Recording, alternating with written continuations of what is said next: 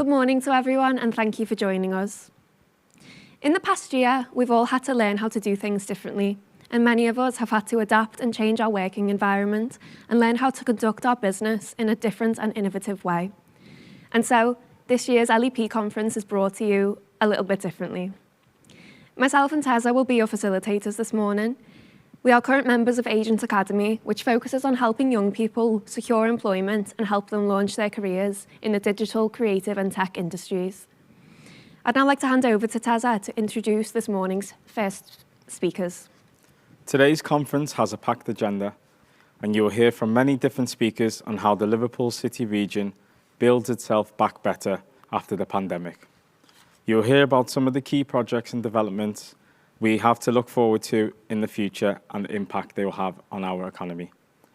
For those people who like social media, today we are using the hashtag LCRLEP21, so please tweet away through the morning.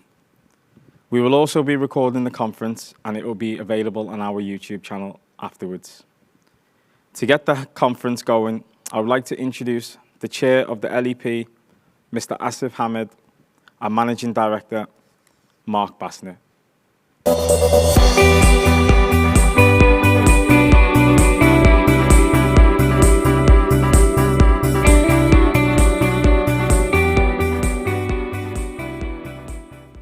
Welcome everyone, and thanks for joining the LEP conference today.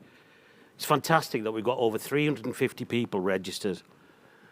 Well, quite a lot happened in the last year, and we've got even more planned for the year ahead. So we've got a lot to discuss, a lot to go through. So we've tried to cram in as much as we can within the next 90 minutes. So apologies if we've missed anything, some of the great things that are going to happen over the next 12 months, but we'll cover them in the oncoming time. We'll give it airtime over the next weeks and months.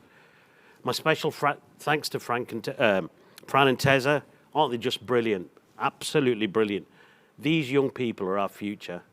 And we've got to remember in this terrible year that we've had, these people, even though they might have not had the opportunities, to take things forward, but what we have to do and what we have a responsibility as business people is to look at the universities, to look at the college, to look at the students, and how can we as business people give these people the opportunities to take things forward. These people are our future. They're the ones who are going to take over from us. And that's exactly what I'm going to do now. I'm going to hand over. I'll join you towards the end of it to wrap up the conference. But to keep it going, I'm going to hand over to Fran and Tessa, who are the young in the future, and now over to the older one of the party, Mr. Mark Bassnett, who actually put in my notes that he was the young three, but he's actually the older one. So over to you, Mark. Thanks, Asif. Can't get away with anything, can you? And good morning, everybody, and welcome to the LEP conference. As Fran and Tessa said, a bit different this year. Thanks to all of you for joining us and spending the morning with us. Now, look, I'm not one, as you know, to normally spend much time looking back, but as I prepared for this year's annual conference, I was looking back at our last annual conference back in November 2019. 250 of us, as you can see, were packed together in the auditorium at the ACC, reviewing the year gone by, our strong economic performance, and the fantastic opportunities that lay ahead of us. That was just 16 months ago, but it feels like a lifetime away.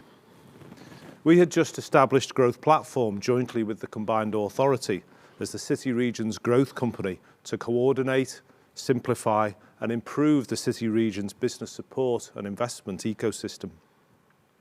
We were confident, ebullient even, planning for future inward investment campaigns and high growth business programs to continue the record growth in jobs and employment that we had seen over the last 5 years, to continue outgrowing the rest of the UK.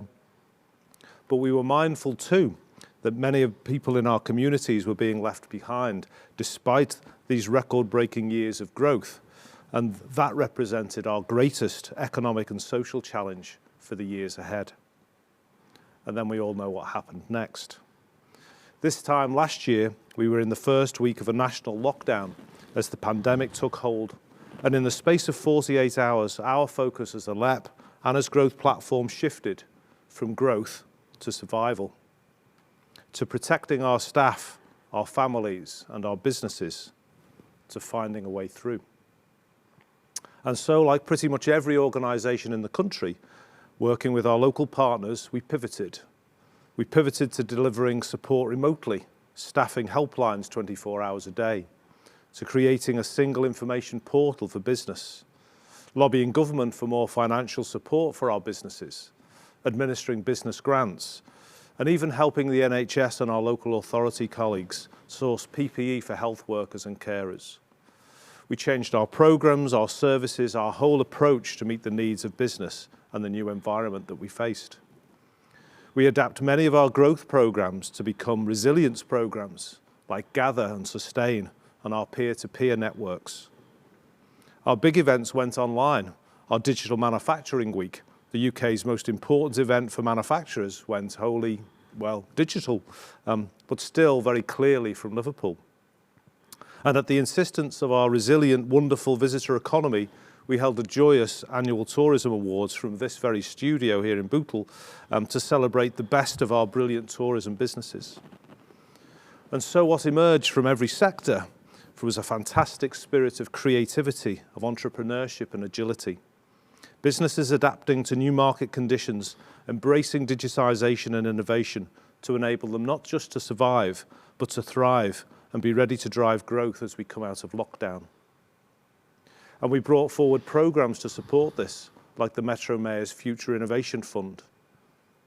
And in the middle of all this, we had the small matter of the UK exit from the EU, where we were helped by insight from our old friend, Professor Anand Menon, Director of UK and a Changing Europe, who talked to us about what the future held and how to deal with it. And we established an EU transition team here in Growth Platform to help our local businesses adapt to this change. It has then, quite simply, been an extraordinary, breathless year. A year full of extraordinary and inspirational stories right across the country.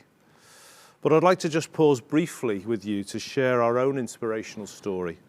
And that's the work of our combined authority, led by Steve Rotherham, our Metro Mayor, our local authorities, our Chambers of Commerce, Growth Platform, of course, and all our local partners.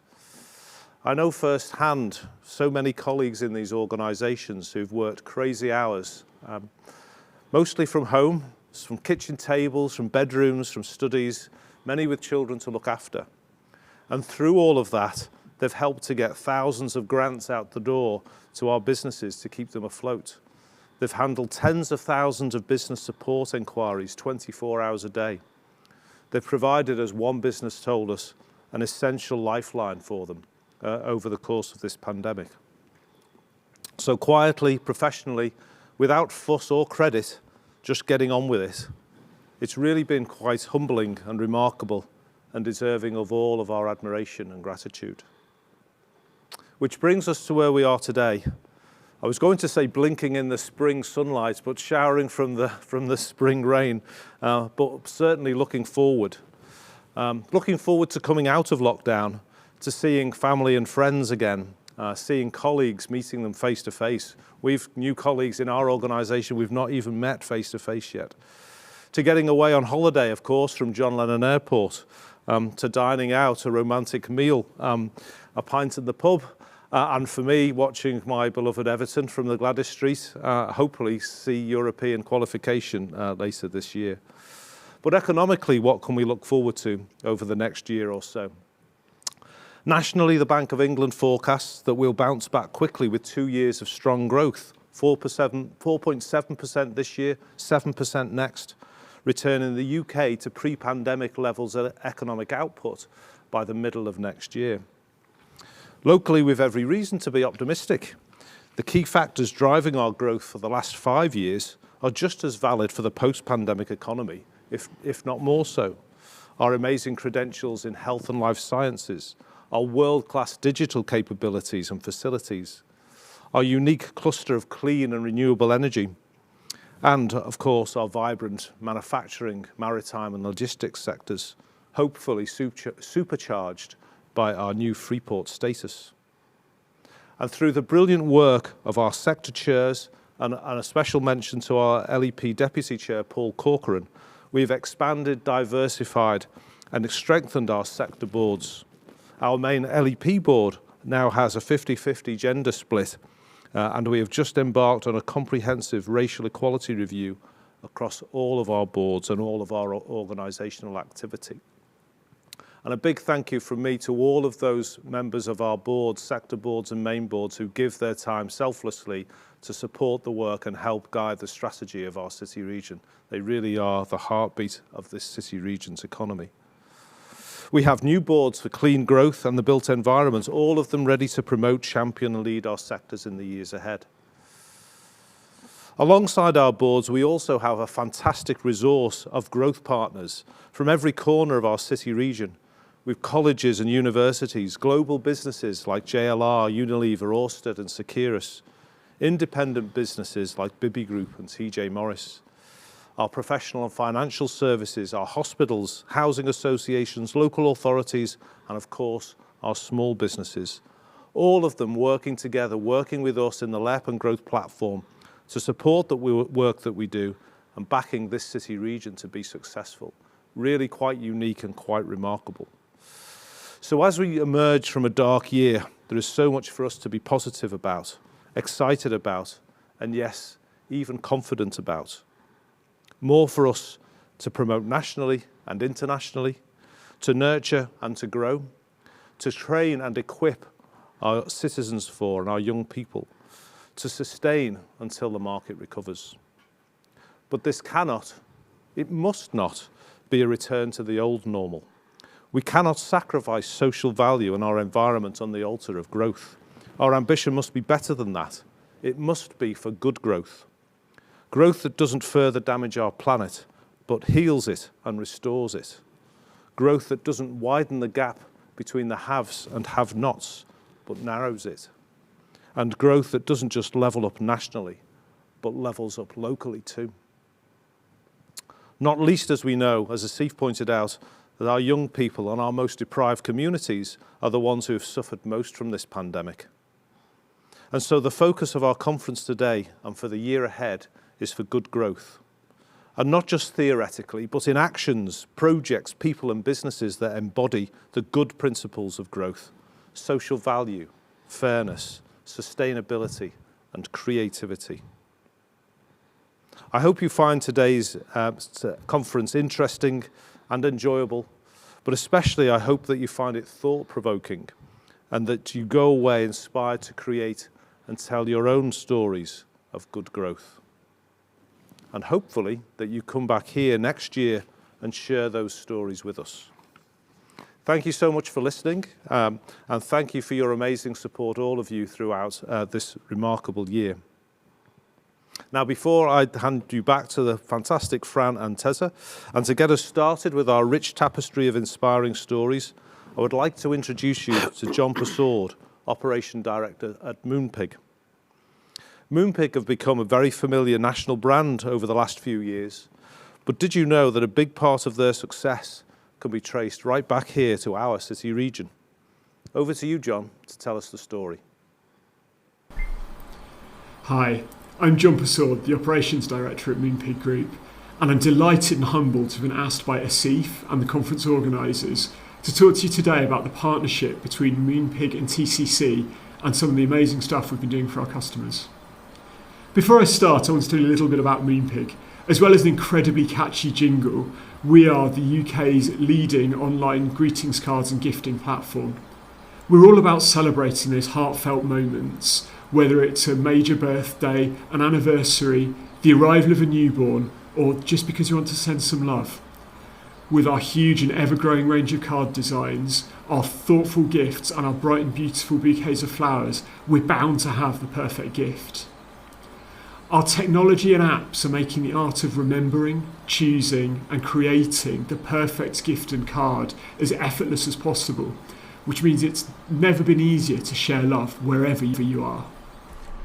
Moonpig Group is made up of Moonpig brands in the UK, Australia and the US, and Greets brand in the Netherlands.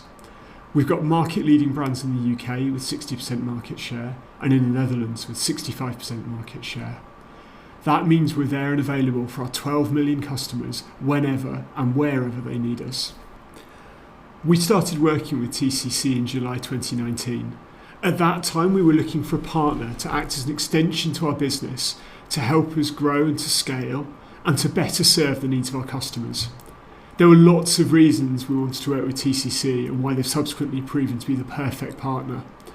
They're a team that truly care. They've been fundamental in supporting the success of our business, and their ability to adapt quickly to change, the wealth of experience they bring, and the strong pool of local talent in Birkenhead, Liverpool and the surrounding areas have meant they've been able to do amazing stuff for us.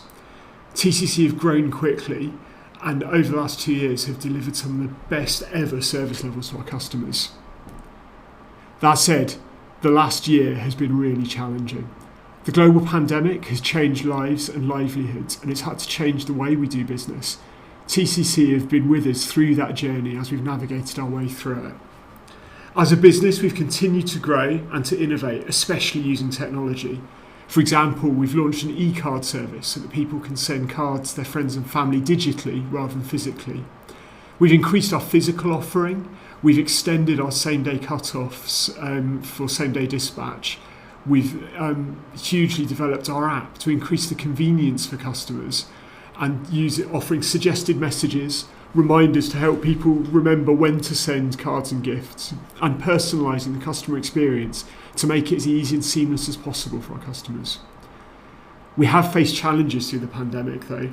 We've had to apply social distancing across the whole of our network, whether that's our factories, our warehouses, or our customer service contact centre.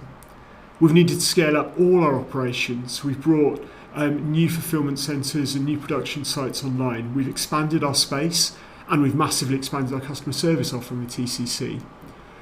And delivery has been a challenge last year. Across the board, carriers have struggled to handle the volumes that have come as people have not been able to visit retail stores and so have been ordering much more online. And that has impacted the way we've been able to serve our customers. In order to look after our customers properly, transparency and honesty has been key. And we've worked closely with TCC to make sure that we're giving clear and honest messages to our customers and managing their expectations so they know what is realistic when things are going to happen. TCC have gone to incredible lengths to scale up the way we can support our customers, whether that's through increasing the number of people working in the contact centre, making sure that we've got all the right social distancing measures in place so that we can keep our workforce and TCC's workforce safe and healthy whilst continuing to operate, and indeed moving to a mixed working from home and working from office model so that as many people as possible are working from home. TCC have worked with us to refine and change our contact channels. We've removed phones but replaced that with web chat, which better serves customers when customers are stuck at home. And it also helps us keep more of our workforce at home in that safest possible environment. TCC have hugely increased the headcount available to us. At the start of our relationship, we had roughly 25 people a day. We've scaled that to 50 or 75 every day, and as many as 200 people on our peak days. That ability to scale up with skilled, high-quality customer service agents is part of how we make sure we do the right things for our customers at all times. I'm excited to be moving to the next chapter of our journey. We'll continue to invest in automation and technology. For example, we've recently launched a group card feature so that several people can contribute messages to a single card and then send them together to a friend, family member or colleague. We'll continue to ensure that we use data to drive our decision making, and we'll continue to invest in our fulfilment network so that we can fulfill as many orders as possible. We'll also continue to work with TCC to invest in our customer service processes and systems so that we can continue to talk to our customers and to give them the best possible experience when they use Moonpig. Thank you for listening. I hope that gives you a bit of an overview and a bit of a feel of how Moonpig and TCC have been working together and some of the great things we've achieved, even in the most challenging of business environments. Thank you for listening and enjoy the rest of your conference. Thanks. Thank you to John for telling us all about Moonpig, and also to Mark for his review of the LEP's work for the City region in the past year and what we can expect in the year ahead. I'd now like to introduce the next section of the conference, which focuses on how Liverpool City region builds back better after the pandemic. It's vital that we use the pandemic to look at how we do things and seek new opportunities. Today, we're focusing on 3 key themes on how we achieve this and introduce you to some of the businesses who are leading the way in this space.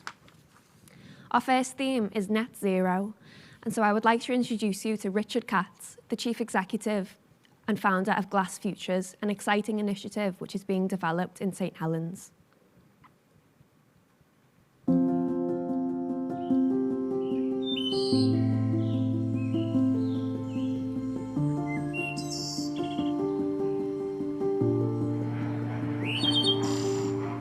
Everywhere we go, everything we do, everyone we meet, glass is there in every different form. From art to architecture, preservation to packaging, laboratories to communication, lighting to solar energy.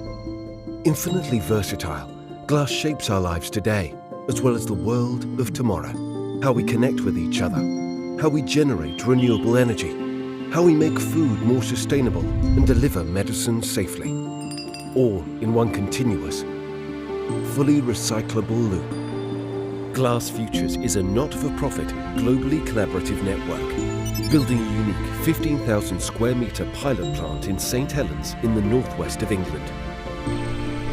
Bringing the glass supply chain and academia together to pioneer technological advances in low-carbon energy, like hydrogen, biofuels and green electricity, enabling the integration of digital technologies and changing the future of glass for generations to come. A place for inspiration and exploration, for curiosity and imagination, for strengthening capabilities and expanding the possibilities. We have a vision to make glass the material that matters, enabling us to look forward to a bright and sustainable carbon-free future. This is our planet, and this is our time to change things for the better.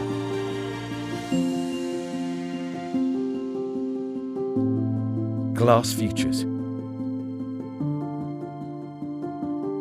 By the glass industry for the future of society.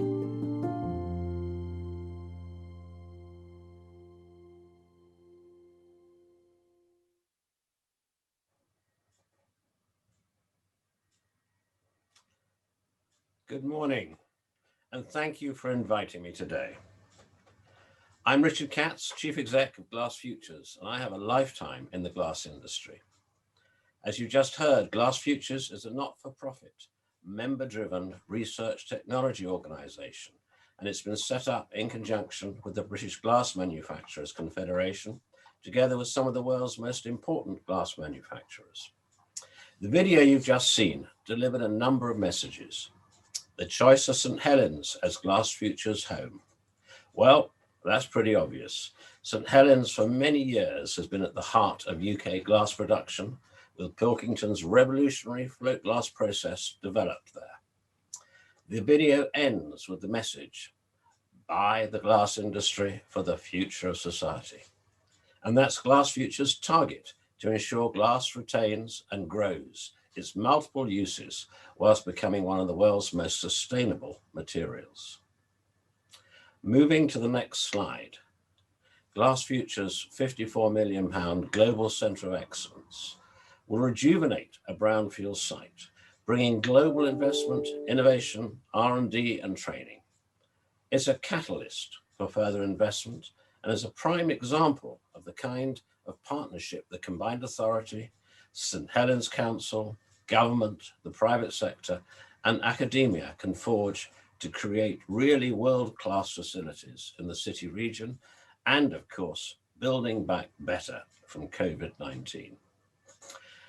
At its core is a 30-ton per day, unique experimental glass furnace, which might be described as a giant Lego set, enabling the glass industry and its supply chain to experiment collaboratively on common problems, as well as individual research projects.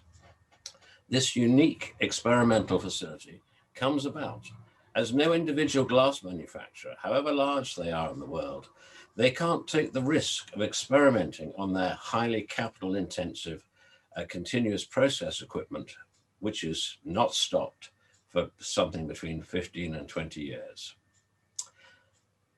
The next slide illustrates Glass Future's timeline, coming on stream in 2023, and also some of our aims to investigate sustainable new manufacturing methods, evaluating alternative low carbon energy sources, and of course that includes hydrogen, of which this region is hopefully going to be abundant in the near future.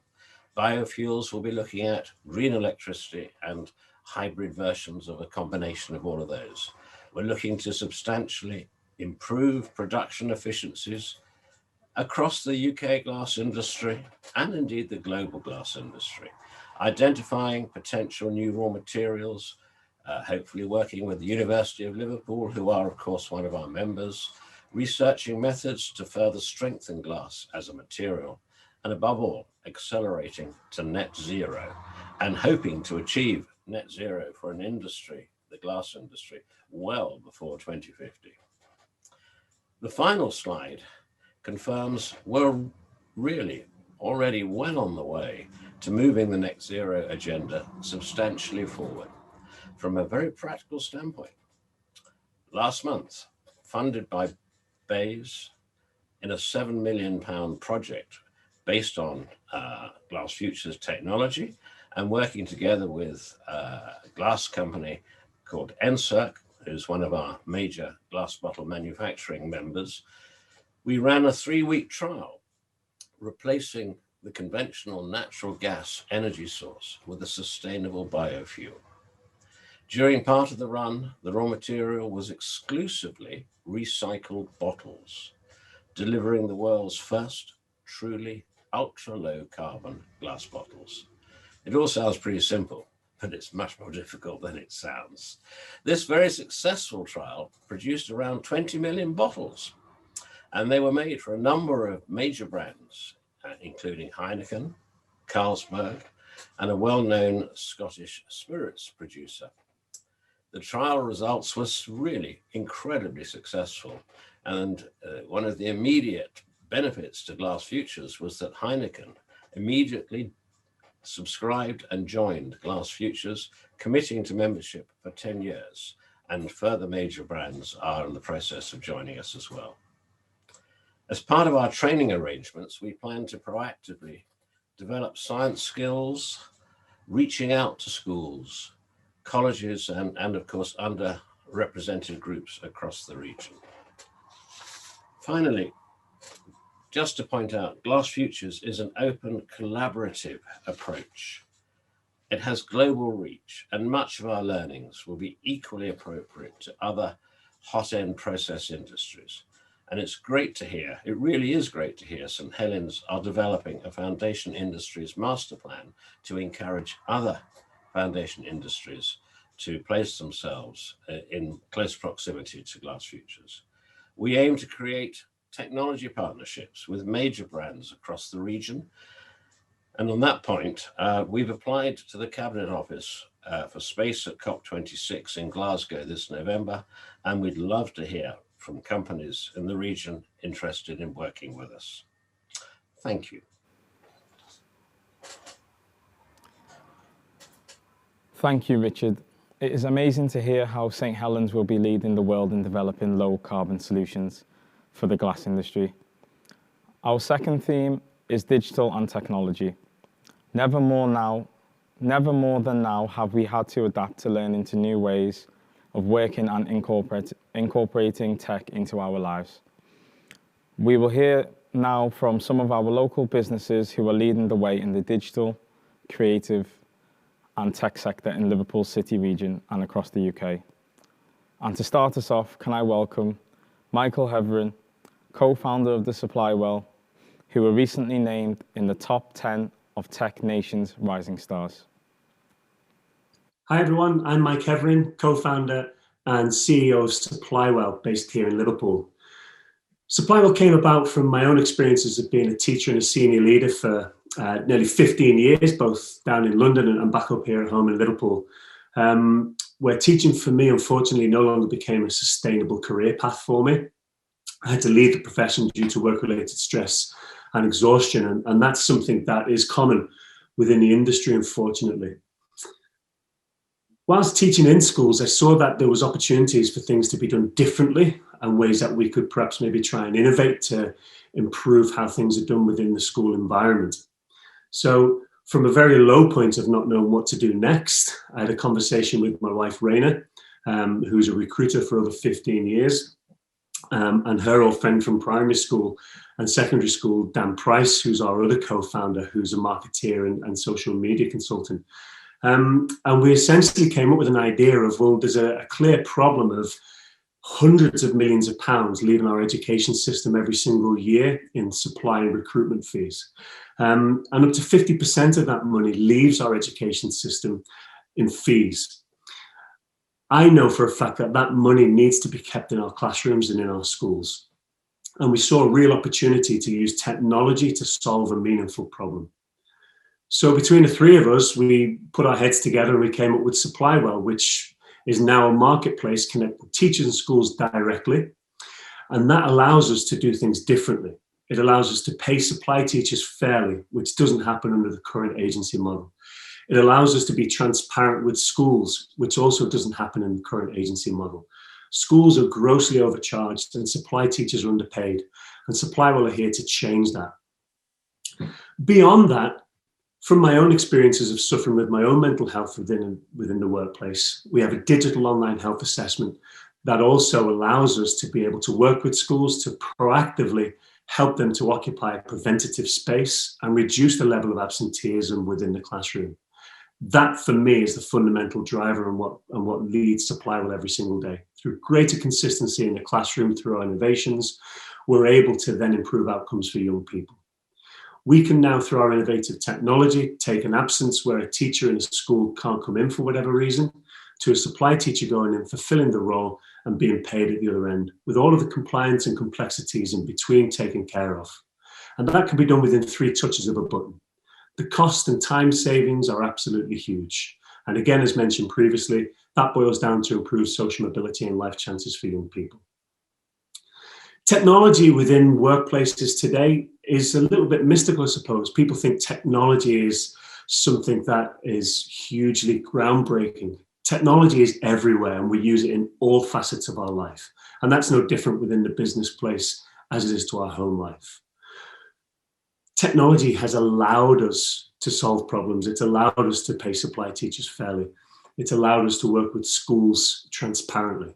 What technology does in the workplace is allows us to solve problems. And through those innovations and through that problem solving, productivity improves, people's experience improves, and hopefully it allows us to drive meaningful change through tech for good. At SupplyWell, we're serious about the problems that we're solving, and everybody knows a teacher. If you know of a school or a head teacher or a governor who'd like to find out more about SupplyWell, how we can help to work in partnership with them to reduce their absence, save them costs, and increase the life chances and social mobility of their students, please do get in touch. You can find out more information at supplywell.co.uk. I'd now like to introduce some fellow colleagues in the digital and creative sector across Liverpool City region for a short overview on what amazing things they are doing. Here at STFC's Daresbury Laboratory, we've been delivering world-changing science for nearly 60 years. We're part of the SciTech Daresbury campus, which is an ever-growing community of over 140 technology-focused businesses, ranging from small startups to large corporates and spanning sectors including digital, health and life sciences, and advanced engineering and materials. And of course, we're home to the Hartree Centre, which is helping companies to adopt advanced digital technologies like big data, high-performance computing, and artificial intelligence. The Hartree Centre has been working on a project with partners across the city region, including the Liverpool Clinical Commissioning Group, to use AI to help to predict the risk of emergency admission to hospital for patients with alcohol-related illnesses. This is helping to target interventions earlier, to reduce harm to patients, and to decrease the risk of readmission. This is just one of the ways that we're using our assets and capabilities and expertise as tech for good to help improve outcomes for people across the city region. And of course, we are keen to do more. The Liverpool 5G Create programme is part of the DCMS Testbed and Trials programmes. This is our second programme, and it builds on the successful testbed that we did, where we've created an independent private 5G network in the Kensington area of Liverpool. What we're trying to do with Liverpool 5G is actually address a real need. It's not a technology push. So we were already 3-4 years ago when we started looking at the impact of the digital divide and what the impact digital poverty can have on people's health and well-being. Because we already know that for people to have access to healthcare technologies, they need to have affordable and reliable connectivity. So that's why we've developed our private, independent, and it's now a standalone network in the Kensington area of Liverpool. So we are now extending the network, introducing cellular capability to it. So this will be, as I say, a standalone network. It uses the council CCTV fibre as the backhaul network. And from that, we'll be able to provide connectivity into people's homes for health and social care purposes and also for education purposes. So what does this mean for Liverpool City Region? As someone that sits on the Digital and Creative Board, I was really excited about this project when we started to get involved in it, because the application for this technology is huge. It's a world-leading programme that's happening in the heart of Liverpool City Region, and it's also a really innovative use of 5G technology that's not really been explored before in the UK. The fact that it's got such good social conscience and it's got such a good application for health is exactly the kind of technology we need in a post-COVID recovery state. And it's even better that's being led in joint partnership with people from Liverpool City Council and also the eHealth tech cluster as well. Based on our work with DCMS on the 5G testbed and 5G Create, Liverpool is now seen both nationally and internationally as a 5G trailblazer, particularly in the use of standalone networks. So what we would really want to do now is build on that success that we've had here locally in Kensington and look to roll that out wider across the Liverpool City region. So we're really keen to hear from any companies, stakeholders who want to talk to us more about the project and how they can get involved. So please do get in touch. DefProc is a small company based in the Liverpool Science Park. We specialise in proof of concepts and prototypes for small and large companies working across a range of sectors. We recently won some future innovation funding for our project, Push to Talk, which is a loneliness and isolation service. This service helps connect people who are isolated together and allows them to talk to one another and create connections. This fund will help us to expand our service across the UK. We're already looking to work with Wales and other local authorities. This fund will allow us to completely finish our product development and give the opportunity for more people to join our service. Thank you. Thank you to Supplywell and all of those fantastic businesses who are really making groundbreaking innovations right here in our city region.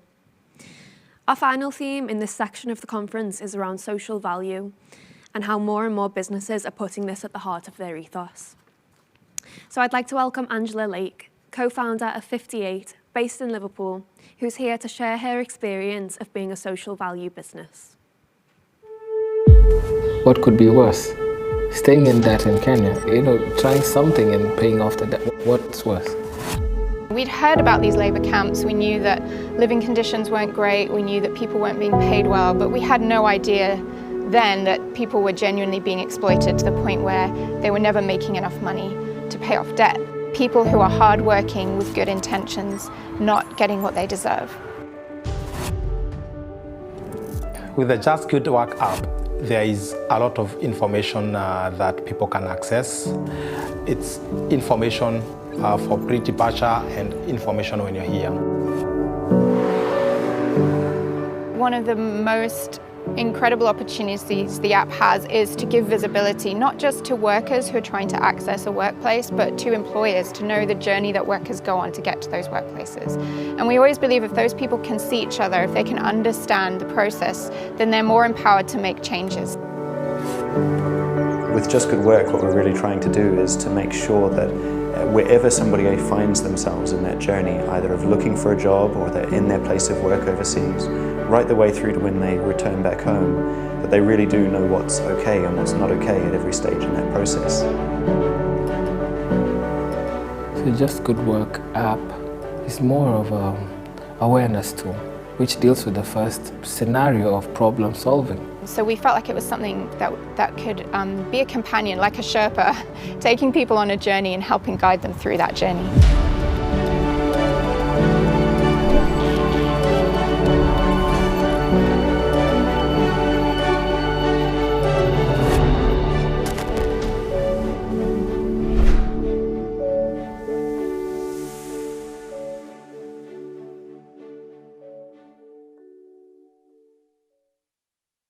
Hello everyone, it's a real privilege to be with you today and to tell you a little bit more about that story that you just saw on the video. So as introduced, we are a Liverpool-based business, 58, started as a husband and wife team back in 2014, and now we've got 14 people on our team globally. We're really excited to just present today and talk a little bit about what we do. It's a real privilege to be part of the Liverpool City region. We're very proudly part of Liverpool, and just to see the exciting businesses around the region just doing great things around people and planet. So as you saw in that video, we saw a global problem that we were trying to solve, and a lot of our work is around working with companies and others throughout the whole supply chain who want to address modern slavery and worker exploitation. And the issue that we had come across, that we saw a tech solution that was needed to help solve that problem, was around debt bondage that happens in the recruitment process. So of around 90 million people who are modern day slaves within our supply chain, and that's goods and services that we use every day, about half are in debt bondage because of rogue recruitment practice. And we saw it was a pain point for companies and it was a pain point for workers. And so we tried to build a solution that would address that problem. And we did really start with a solution before we had a business model for it. But as we saw that it was a problem that needed solving, we were able to build a business model around this app. And we're now working with companies like Very in the Liverpool region and also ASOS, who are putting this app into their factories so that they can start to investigate the recruitment process that a lot of their employers are going through to get into their factories and their workplaces. So we really saw that tech had a role to play in building transparency. And the other issue that was really clear to us was that the first person to come up with the idea of the app was a worker himself, Tom, who you saw in that video in the red t-shirt. He was the one who suggested an app and saw that it would have value in helping people moving from one country to another for work. And so we really tried to put that at the core of what we were building with Just Good Work. And when we came to source the development team, we tried to look at what area of the world has huge issues around human exploitation and human trafficking, and also high level of professionals who don't find work, coming out of university with skills in tech and not necessarily having access to jobs. And Uganda was one of those regions. So we now have a tech team based in Uganda. I'm really proud that 2 of those 4 are women. So it's a 50% female development team, and they are intimately connected with the issues that they are helping to solve. So they know intimately how so many of their friends and family have gone to the Gulf, to other parts of the world for work, and have come home either heavily in debt, and some, in the most extreme cases, coming home in body bags. And so they are helping us develop the solution, helping us build what needs to go into the app, and developing the user interface as well, which was really important for us because we wanted to sort of break that victim savior kind of dichotomy, that sort of idea that often is very common around modern slavery, where you've got these people who are vulnerable and enslaved, and then you've got these people who are going to swoop in and help them. And we knew that they could be part of building the solution for others of their generation and in their communities. So one of the things we feel really excited about and being part of today is just seeing so many businesses in Liverpool, but also around the UK and globally, who are seeing social value as the core of their business model. It's not something as an add-on or something they look at as a kind of CSR activity, but really business for good. And one of the things that we've done is to join the B Corp movement. And that is, again, a global movement of businesses who are looking at a triple bottom line. So that is looking at people, and it's looking at planet as well as profit, and balancing those things in tension. And the thing I love about B Corp is that there are companies selling luxury handbags as well as companies who are trying to solve the water crisis. So it doesn't matter what your company is or what you do. you can create social value in the way you work with your employers and the way you work with your suppliers. And yeah, it's just exciting. And I'd encourage you to look into B Corp and think about whether it's something that you can be a part of. For us, it's been a great way to spur us on and see others who are doing good and getting ideas and, you know, pushing us forward in the things we need to grow in. Finally, I just want to bring some attention to the Better Business Act, which is some legislation that's being passed in the UK that we're kind of pushing for more transparency in business and to move more towards kind of a stakeholder engagement rather than shareholders having all the say in what happens in a business, but kind of spreading the profit and spreading the power across lots of stakeholders. And so if you want to look it up online, it's the betterbusinessact.org. And if it's something your company or your organization could get involved in, please do so, sign up and see what it's all about. Thank you very much. Thank you, Angela. It really is so inspiring what you do and amazing that the business is right here in the heart of our city region. And so, staying with the social value theme, we'll now hear from Garth Dallas, Head of Collaborations at the Good Business Festival, who's been working with the LEP and Growth Platform on the development of the Good Small Business Programme for Liverpool City Region businesses to get involved in. Last year, the Good Business Festival was launched here in Liverpool, and we had no idea that the pandemic would have affected the way we delivered the festival. But nevertheless, we have pivoted, and the festival has been delivered in 2 acts. Act 1, which was in October last year, and Act 2, which is coming up in July of this year. But the beautiful thing about that festival and the fact that we are positioning Liverpool City Region as the lead globally around this movement, which is the Good Business Movement.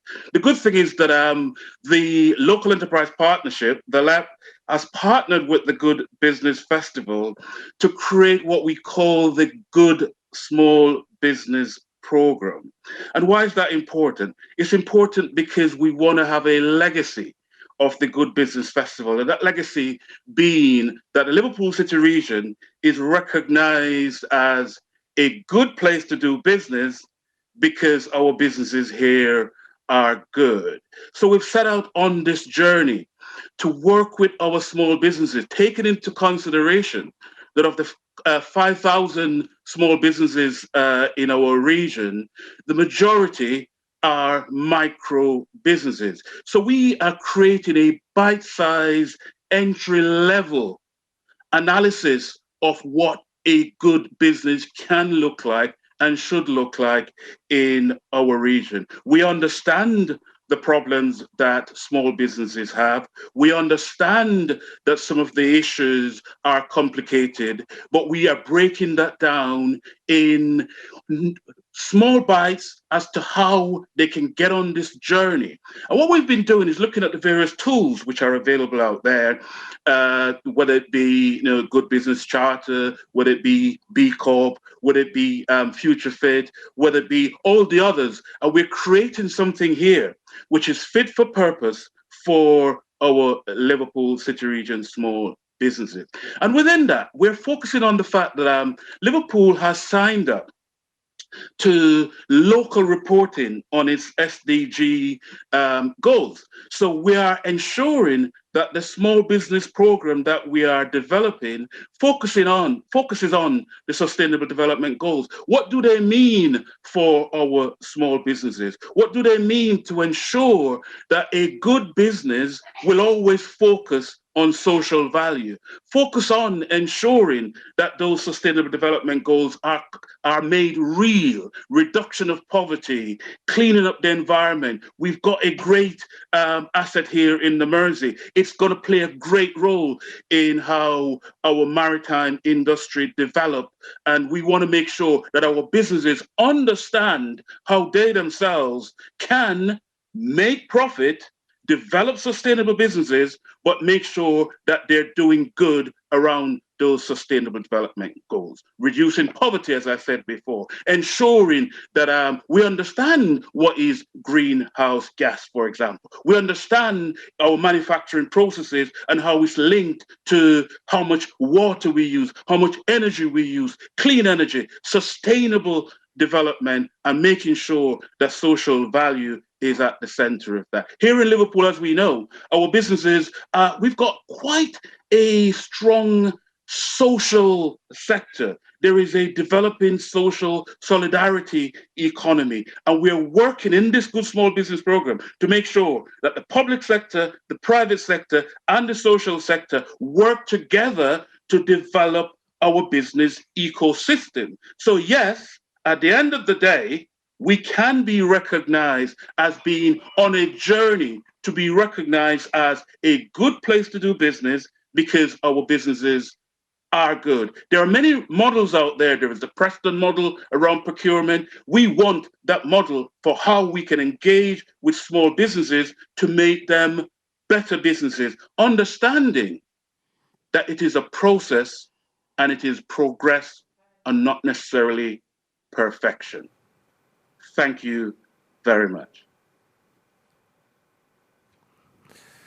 How can you not be inspired by Garth Dallas? Thank you for that, Garth. Look, we told you we would be trying to inspire you today, and hopefully you've been inspired from some of the things you've heard. Fantastic speakers, so diverse, what's happening here in our city region, from the fantastic project out in St Helens led by Richard and colleagues in Glass Futures, to the wonderful work that Michael's doing, and his very personal statement there about his own struggles with mental health, a very brave thing to do, particularly when so many of us are facing those challenges at the moment as we go ahead. And Angela, wonderful what's being done there by your organisation. The first time I've heard that story, and something we really need to celebrate and get behind. Now look, you'll be seeing lots more of that kind of thing in the year ahead as we build back better, and hopefully you will all be part of that story as you find your own ways to do that within your organisations. Now, before I hand back to Fran and Teza, given how difficult a year it's been for so many of us, I wanted to take some time to reflect on the sector of our economy that's had the toughest time in this most difficult year, and that, of course, is our visitor economy.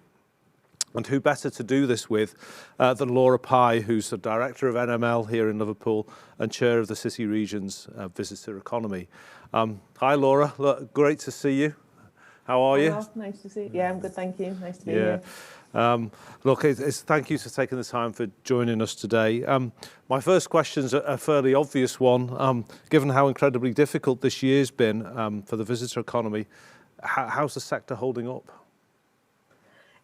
It's been an incredibly difficult just over 12 months for us, undoubtedly. I think we need to remember that, you know, for the visitor economy, we were shut down slightly before we went into national lockdown that night that Boris announced that we shouldn't go to theatres and bars and all of those kind of things before we went into lockdown.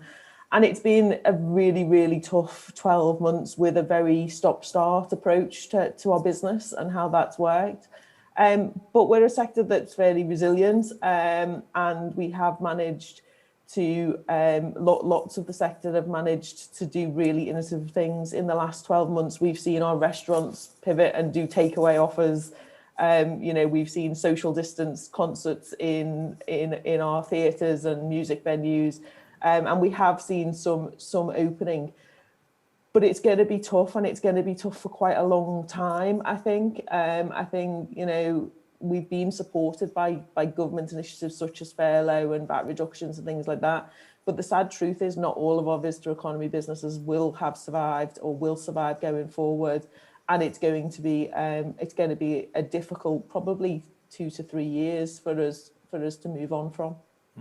I mean, the visitor economy had become such the heartbeat of the city region, really, hadn't it? It'd been contributed a huge amount to the growth that we'd seen, and we're all very proud of it, I think, as Scousers, at what you'd all achieved. And I have to say I was really taken by the tourism awards earlier, the back end of last year. Just to see that resilience that you've described was fantastic, that people who've had such a difficult year really responding positively and looking forward as much as possible rather than looking back. Now, I know you do a lot of work with the City Region Visitors Economy Board, and you've been in the process of putting recovery plans in place for the sector in line with this government roadmap out of lockdown. Can you tell us a little bit more about that? Yeah, sure. I mean, so we now have the roadmap, and you know, there's questions around the timing of that and how that will play out. But we've certainly, as a sector, we want to look forward, and we want to look to a point at which we can open our doors again, whether that be our bars, our nightclubs, or our visitor attractions across the city region. But we know to do that, the sector is going to need support, and so we're looking at developing a strategy to support the sector in the next 12, 18, 24 months, really. And that strategy is kind of focused on two key sides. So the first side it's focused on is demand, and how do we drive back demand? Because ultimately that's our biggest thing. How do we ensure that people are confident in going out and coming back into our cities and into our town centres and enjoying everything that the visitor economy has to offer? But also tourism is such a big part of our economy, and how do we drive back demand for those people who live outside of our city region? And we know that in the short term, that's probably going to be domestic tourism. That's going to be people from within the UK. And we need to make sure that Liverpool City Region is seen as the place to go for your week away, because international travel looks incredibly difficult. Having said that, you know, we are going to push really hard with national government around inbound and now outbound tourism, because it's so important to our economy in the city region. So we'll be looking at marketing around that, and, you know, destination marketing. How do we do that? Also, how do we bring some of the big events that the city's been so good at in terms of business events, but also in terms of cultural events? How do we ensure that they're back in the city and across the city region and happening? So there's a focus on the demand side, and then there's a real big focus on supply and making sure that our businesses are fit and able to recover. And some of that has been about lobbying government for some of the initiatives we've seen, such as business rates reduction or furlough extension or those kind of things. But some of that as well is around business support. How do we support some of our visitor economy businesses with training needs? How do we support them to be COVID safe, and whatever that means, you know, when we come out of this next phase? How do we support them with digital innovation? We've seen some really impressive digital innovations within the sector. I mean, personally, I'm hoping that we keep those apps where you can order your drink from the table, because don't we all love that? That's better than going to a bar any day of the week. So I'm hoping some of that stuff stays, but, you know, companies need help to make those digital innovations. And then also often our businesses, we've discovered, whilst there have been grants and support, and, you know, we're really grateful for that's come out of the city region, and it's come out of local authorities, and it's come out of national government, sometimes businesses just get so confused with it all. Yeah. There's just so many forms, and we don't know which we should be applying for. So we need to support our businesses in that sense too. So the strategy will focus on those kind of two elements, on demand. How do we build back demand, and how do we support supply? How do we make sure that our businesses are able to survive and thrive as we move forward? Yeah, well, sounds exactly what's needed, and I know we're part of the solution in Growth Platform to some of that. We've as you know, got an account manager now specifically for visitor economy businesses to try and simplify that process, but there's lots more that needs to be done. So very much look forward to working with you and the team as that recovery strategy emerges. You had the UK government's tourism minister at your last visitor economy board a few weeks ago, so it feels like government's listening. But is the sector getting all the help that it needs from government, and what more would you like to see? Yeah, I mean, it was great to have the tourism minister with us, and he came and listened to some of our concerns, and he arrived on the day of budget, so it's a great day for any minister to visit when they had just given what have been a lot of the things we've been lobbying for. So, of course, the government had just announced the extension of furlough, which absolutely the sector needs. Business rates relief, really good for the sector. That's a positive step forward. And the VAT relief as well. But of course, VAT relief is only important once we're trading. So it doesn't really help if you're not selling anything. So, we absolutely want to be open and selling so that we can benefit from those things. So lots of things, I think government have listened on lots of levels. I think our concern would be twofold, I guess. One is we needed some assurance quicker, and that's gone now, so we'll all have to move on from it. But there's been a lot of sleepless nights from people in this sector, and maybe we could have prevented that if we'd been a bit quicker in acting. I think the second one is, will it last long enough? For us, recovery, we think is a long-term thing. We think it's going to take 3 to 5 years for Liverpool City region to get back to the economic impact its visitor economy had before the pandemic, for us to see that level of international tourism into the city, for us to be able to employ the numbers of people we employed before the pandemic. Yeah. And so for us, the key thing for government is absolutely we welcome that support, and it's great to be able to talk to the Minister about that. But we need to be able to look at that and how long that lasts. I think the other key one is the government have also announced a review of DMOs, destination marketing organisations, which we absolutely welcome. The city region has quite a unique model in terms of destination marketing organisation, and we want to be able to have that conversation around governance and how do we drive forward that demand element, really importantly. So that's going to be a key review for us to feed into, because it's so important that we get that. We get the marketing of the city region right, because we're going to be competing with every other city region in the UK. And eventually we're going to be competing across Europe and across the rest of the world again. We're fortunate. Liverpool has a great brand, and that brand will help us drive through. But we do need government to understand that there needs to be investment in the destinations that the country has become well known for, to be able to drive back that demand. Look, we've got 300 and odd people on this conference today, which is great. Best numbers we've ever had for a LEP conference. What can we all do? You talked about needing to rely more on domestic tourism for the sector rather than international tourism for the next few years. What can we all do over the coming weeks and months to support the sector, Laura? Well, I mean, the biggest thing everybody can do is get out there and use those bars and restaurants that have been providing you with takeaway and all of those kind of things during lockdown. The big thing for us is about getting back out into our cities and into our towns and ensuring that we're using the visitor economy so that it does, survive and thrive. We are a big fan of the whole staycation idea, and by staycation, I'm quite happy to go with what I mean it to be, which is stay at home and enjoy the region that you live in. Absolutely. You don't need to visit even another city in the UK. We have everything within Liverpool City region. We have beautiful beaches, amazing coastline. We have beautiful green spaces, and we have one of the greatest cities in the UK. So get out there and use it as soon as it's safe to do so, and come back and help us rebuild what we were before. Brilliant. We've had the River of Light, during this week, and we've seen that that's attracted lots of people to the waterfront. People, we're all dying to get out there again, aren't we? Are there any highlights for people to look forward to? Any things coming over the course of the coming months? And when will you be opening the doors again at NML? We'll be opening the doors for National Museums Liverpool as soon as we're legally allowed to do so, which at the moment is the 17th of May. So we're shut on a Monday, so we'll open on the 18th of May. We will open all of our venues on the 18th of May. I mean, from a National Museums Liverpool point of view, we've got a great programme this year. We will open World Museum with our AI exhibition, which is a really fantastic exhibition. The Museum of Liverpool is 10 years old this year, and we're redoing the Wondrous Place Gallery, which will open towards the end of this year, which tells the story of the city region and what this place is all about. So there's lots of great offers within National Museums Liverpool, but there'll be great stuff going on across the city region as well. I know our theatres, our music venues, all of our visitor attractions are keen for you to come out and see what we've got to offer, and they've all got programmes being built up. We're taking a kind of slow and cautious step, I guess, because absolutely we want it to be safe. But I think we've seen from River of Light that people are desperate for that cultural offer. And don't we all want to go out and see something new and something exciting, and then go for drinks with friends in our favourite bar or restaurant? So there'll be lots for us to do throughout the year, and we hope that the weather stays good and we can enjoy a good summer, hopefully. Yeah.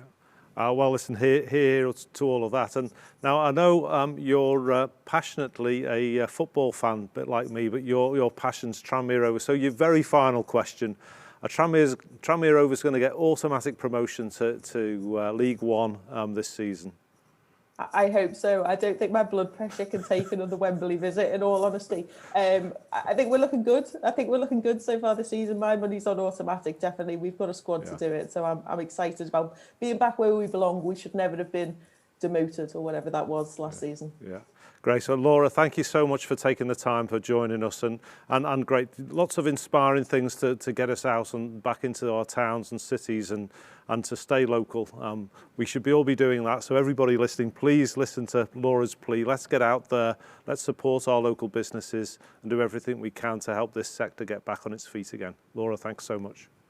Thanks, Mark.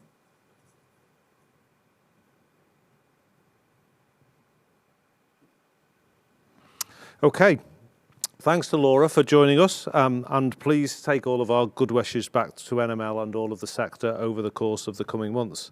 We need you so much. Now it's back to Tessa and to Fran to take us through the rest of the session. Thank you. Thank you, Mark. In this final part of the conference, we are looking to the future. There are many opportunities for growth across Liverpool City region, and we are going to look at just 3 of those that have all made a significant step forward in the last month or so. Shortly, we will hear about the new stadium development at Bramley Moor Dock for Everton Football Club and the opportunities that Freeport status will bring to the whole city region. But first, we are off to Southport to hear from Stephen Watson, Executive Director of the Sefton Council, to explain what the recent town deal award will mean for Southport and the rest of the city region. None of the 45 town deals announced this month were bigger than Southport's. It reflects the quality of the bid, the collaborative and successful working of the council and the town deal board, and the attractiveness of Southport as an investment opportunity. The vision is that this town deal will stimulate the largest investment in the town since the Victorian era, and it's been underpinned by consultation and engagement with more than 7,000 people across Southport, the largest conversation this town's ever had about its future.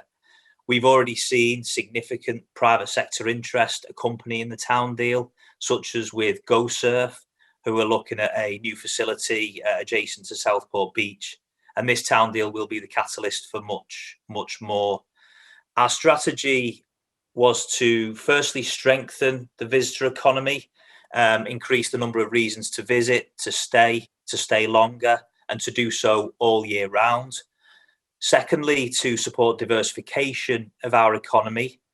And we're looking to create new co-working spaces in the town to facilitate that, to build on particularly the digital infrastructure and businesses we already have. And thirdly, to provide the infrastructure that underpins both of those things. For example, public realm enhancements and skills training with existing and with new businesses to ensure that we maximise the customer experience for residents and visitors alike. The centrepiece of the bid is the event centre adjacent to the Marine Lake, which was hugely important to the town and engendered a lot of pride and passion in consultation and engagement, particularly with younger people. So our vision is to deliver a flexible event space, enabling us to preserve the offer we've already had and the events we've always delivered, but to do much, much more, catering to all ages with opportunities from conferences to theatre shows to esports, maximising event days and delivering the benefit that it will to businesses across Southport and across the region. To support the regional significance of it and hopefully ensure that the Southport Event Centre is complementary to the regional offer in this respect. Alongside the event centre, we're also looking at what we call the Light Fantastic, which will be unlike anything else in the country, a water, light and sound show that activates the Marine Lake, drawing visitors in itself and supporting investment in adjacent sites and maximising the asset we've got in this man-made Victorian lake, which is a really exciting opportunity and again will be unique to the UK. We're also seeing and have seen since the submission, and we saw before the submission, interest from the private sector regionally and nationally and that includes the proposed investment in the current Pleasureland site to deliver a indoor visitor attraction on the existing site, complementing what's already there, working with a world-renowned brand who'll be an intellectual property partner, which again will widen catchment nationally and internationally and support the attraction of visitors all year round. We've benefited as a board hugely from the input of the Liverpool City Region Combined Authority, the LEP, and a number of public sector organisations and private sector organisations who've been members of the board. And the aim is to continue to work collaboratively with those members and with other partners. We are enthused by the opportunities that the town deal enables us to deliver, but the aim is that this will be the catalyst for much, much more. The town deal alone should deliver more than 1,200 net new jobs, more than 1.2 million additional visitors to the town in the year. But most importantly, we envisage that a town deal of this size will be the catalyst for more than £400 million of additional investment in the town, given the breadth and quality of adjacent opportunities to these projects. And we've had a lot of interest from an engagement with private sector partners, and we're keen to continue those conversations to ensure that we build on the exciting opportunity that we do have. Thank you, Stephen. Some exciting times ahead for Southport, clearly, and a great opportunity for future growth and investment. I'd now like to introduce Simon Reid, Head of Sectors at Growth Platform, to tell us more about the recent announcement from government that Liverpool City Region has been awarded Freeport status and what this will mean for businesses and the City Region. Over to you, Simon. Thank you. Good morning, everybody. Hope you've been enjoying the conference so far. I've certainly enjoyed it. Lots of great content. I've got a very short time to talk about a very big subject, so I will try and cram as much in to the 9 minutes that I've been allocated as possible. So yeah, for those who don't know me, I'm Simon Reid, Head of Sectors at Growth Platform, and I represented the LEP and Growth Platform on the bid team for Freeport status. So for those that don't know, many years ago, about 5 years ago, a then fairly unknown junior minister called Rishi Sunak wrote a white paper on Freeport as part of the sort of post-Brexit trading relationship with the outside world and part of the sort of levelling up agenda to act for three sort of key objectives: establish hubs for global trade in the UK. Promote regeneration and job creation in disadvantaged areas, and act as a hotbed for innovation. Of course, that fairly unknown minister is now the Chancellor of the Exchequer, and it obviously is the top person of the Treasury and in control of the purse strings. And so obviously he believes that Freeports are a central pillar of government policy going forward as part of, as I say, this is a rebalancing agenda in the UK. So a competition was launched for Freeport areas to bid, and on the 5th of February, the Liverpool City Region Combined Authority, along with 30 plus other bidders right across the UK, bid for Freeport status. And I'm delighted to say that bid was one of the top 3 bids in the country, and was announced at the budget to be moving on to the next stage, which is the sort of full business case. So I'll just very, very quickly run through the actual Liverpool City Region Freeport proposition. If you don't mind, put the next slide up, please. So this is a schematic in terms of how our Freeport looks. And the first thing I would say is probably a better description is free trade zone as opposed to Freeport, because as you will see, certainly on this slide and on the next slide, a lot of the activity is actually inland. So, but the port does act as that kind of aggregator and primary customs site. So our Freeport application, in many ways different to a lot of our competitor locations, was predicated on a multimodal, multi-gateway approach, because we firmly believe if we're going to leverage economic value from a free port, what we don't want to do is replace, is add to the sort of challenges in terms of air quality and congestion. So our free port application, it uses every mode of transport we could possibly get our hands on. So sea, deep sea, obviously the Port of Liverpool is the main transatlantic port on the west coast of England, and acts as a hub for the Irish Sea as well. Canal, the ship canal, obviously we've got the ability to move goods inland to the Greater Manchester conurbation by water.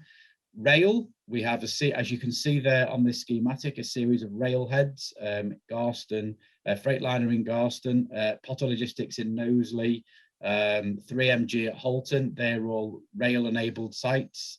And then, of course, road, the ability to move goods between each of those sites. And there's three particular sites I'd like you to draw your attention to. The multimodal gateway, or 3MG as it's known in Halton, Wirral Waters over on the Wirral Peninsula, and Parkside in Newton Willows in St Helens, which is the former Parkside Colliery. So next slide, please. So this really gives you an idea of the scale of the Liverpool City Region free port application. The government allow you to go 45 kilometres inland, and as you can see, we've got two strategic sites that sit outside of the Liverpool City Region. That, again, certainly with the Port Salford, is to utilise the ability to move goods out of the Port of Liverpool on modes other than road. So that could be canal or rail. And actually, the dark blue dots are the tax sites that I articulated, and the light blue dots are what's called custom subzones. So the custom subzones are where you can store goods with VAT and duty deferred, whereas the tax sites in the dark blue is where there are tax incentives, and really the focus of those three sites is inward investment from overseas. So bringing supply chains, strengthening supply chains, and really protecting, growing our manufacturing base. We had a massive amount of consultation facilitated by the LEP and by the LEP subboards, who were instrumental in mobilising private sector support and feeding into the bid. So I'd just like to introduce some of the people that formed part of that sort of like coalition of the willing that really helped us on the bid. If you could play the videos, please. As an industry that drives more than 4.2 billion regionally into the Exchequer and supports some 52,000 jobs locally, we understand the incredible opportunities the Liverpool City Region Freeport will present to our coastal community. Working with our partners across other key sectors in the North West and our friends at the LEP, we couldn't have asked for a better example of public and private partnership coming together for the good of our region to drive jobs, growth and sustainability. For us, the ultimate expression of this collaboration is in the Maritime Knowledge Hub, the UK's leading maritime centre of innovation, digitisation and decarbonisation, breaking ground in June and opening in spring 23. We share the LEP's vision for an inclusive economy which is globally competitive, socially inclusive and environmentally responsible. The North West has a long tradition of manufacturing excellence, and the Port of Liverpool has served and continues to serve as a key international transport hub for businesses across the North. The creation of the Freeport would help us to build on this, attracting new investment, job creation and further driving innovation. It also must demonstrate the key growth values of the city region, including increased digitisation, inclusive jobs and high environmental and employment standards. But the Freeport wouldn't just be an asset for the Liverpool City region. It's got a significant part to play in the future success of the wider North West economy and indeed the country. I'd like to congratulate the team who've worked so hard to get us to this point, and we're committed to working with you to further develop these exciting plans. I'm delighted that the government has had the wisdom to have allocated the status to Liverpool, East Midlands International Airport, Humberside and the other free ports. We truly believe that now is the time for the government to live up to its commitment of levelling up the national economy. Whilst the concept of free ports is not new, we've been waiting in anticipation for a number of years now for the promise of levelling up wrapped up in the Northern Powerhouse agenda. I think it's fair to say that there are many who've been waiting for that agenda to move from political rhetoric into tangible output, so the free ports allocation is a hugely welcome step. When you factor in the ever-increasing demand for multimodal supply chains and the ongoing challenge presented by maritime freight in the context of Brexit, it's easy to see how Liverpool stands to become even more vital of a hub for freight and cargo for the wider UK, let alone the Northwest. And to be frank, we cannot allow any lesser outcome than a resounding success. So it's a most welcome step on the long road to levelling up.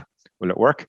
Well, you could say the government has played its part. It's now over to local stakeholders to work together and get on with implementation. So I guess it's over to us. Thank you.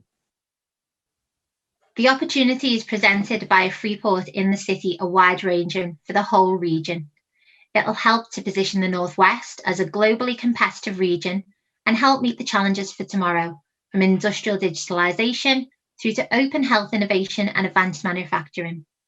The designation of the 3 tax sites, where as well as benefits to customs taxes and duties, companies can benefit from an enhanced rate of structures and buildings allowances, enhanced capital allowances, full relief from stamp duty land tax and full business rates relief, which represents a major opportunity to attract investment and strengthen the region's position as a hotbed for innovation.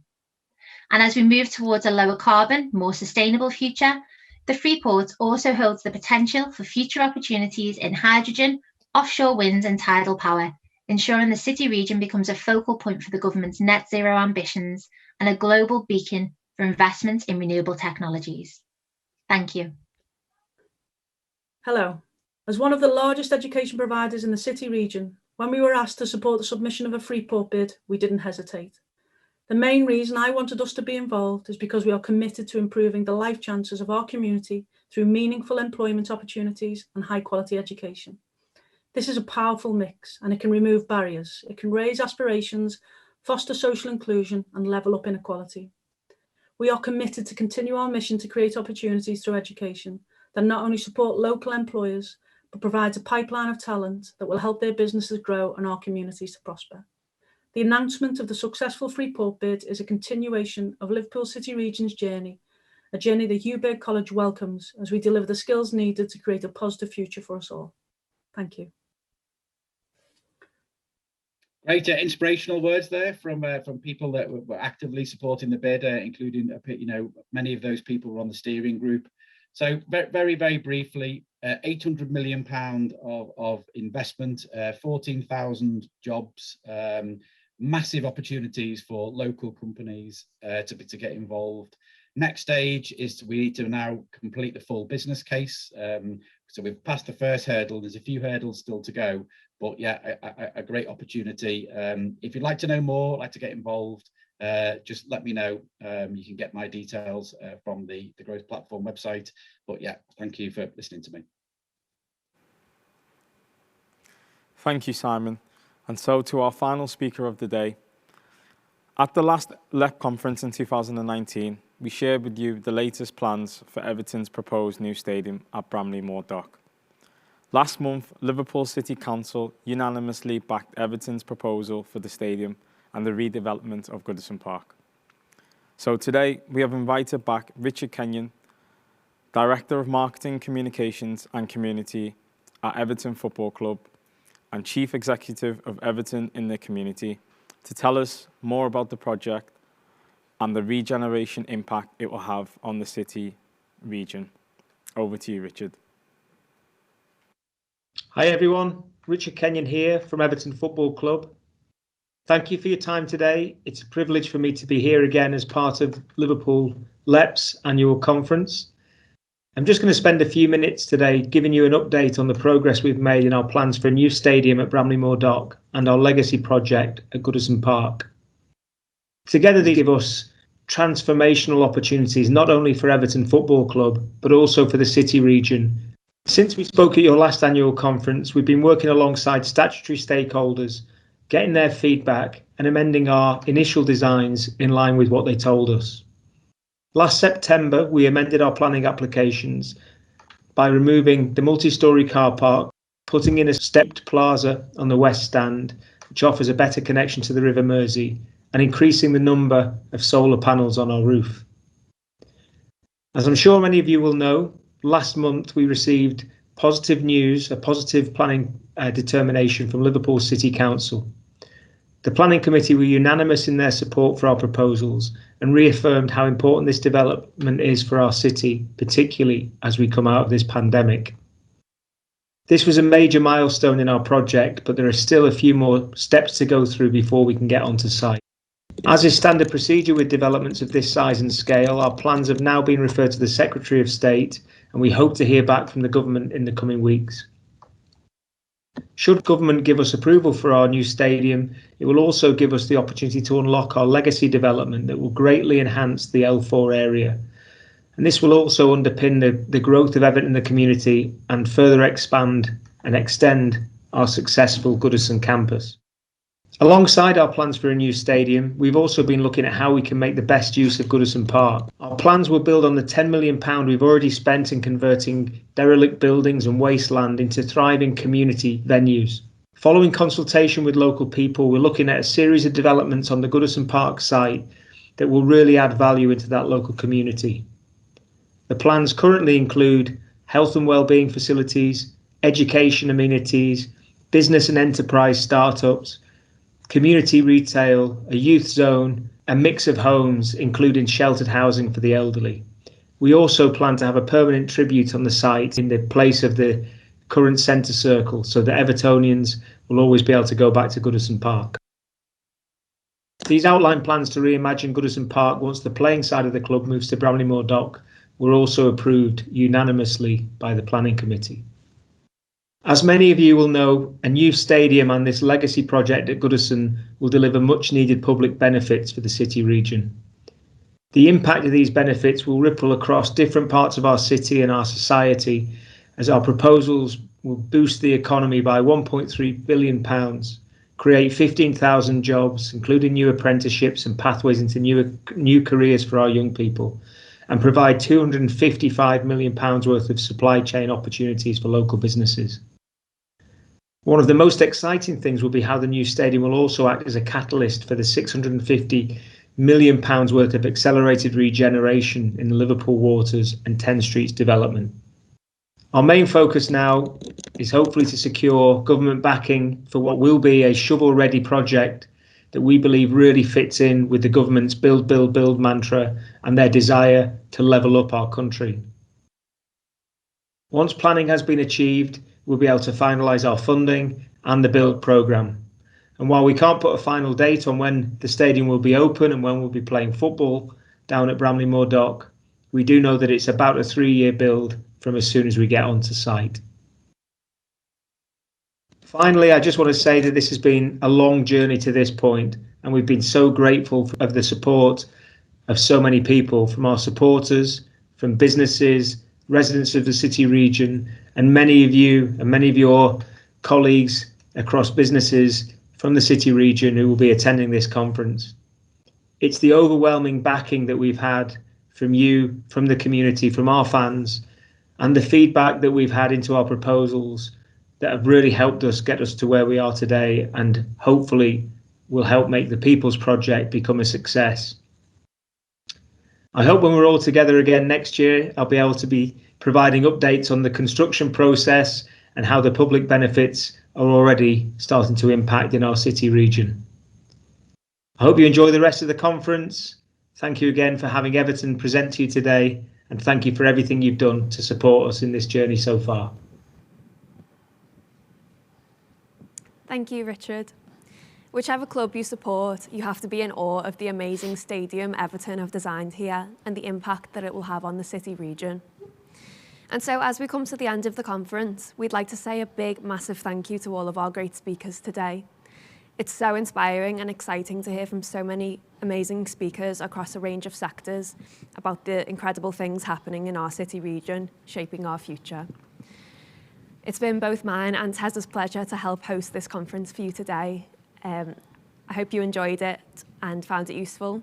I think I speak on behalf of us when I say that it's been such an amazing experience, and we're really grateful, so thank you very much.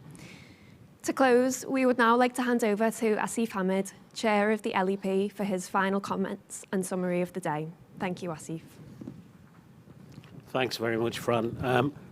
As we come to the end of the conference, it's tradition to thank everybody. But before I do that, I just want to reflect on some of the exciting, buoyant projects we've got going on in the city region. And I want to reflect on the ingenuity, the ambition, the capability of our businesses and individuals you've heard from today who are driving our economy forward and driving this great city region forward. I think there's so many projects we could have covered today, from the Knowledge Quarter to Scientech to Spine in the Village. There's so many great things happening. I want to particularly mention the exciting regeneration project in Birkenhead. Being a Birkenhead business and chair of the LEP, I look forward to hearing more about the projects, and we will be sending a link out afterwards from Wirral Borough Council, which is exciting, worth looking at.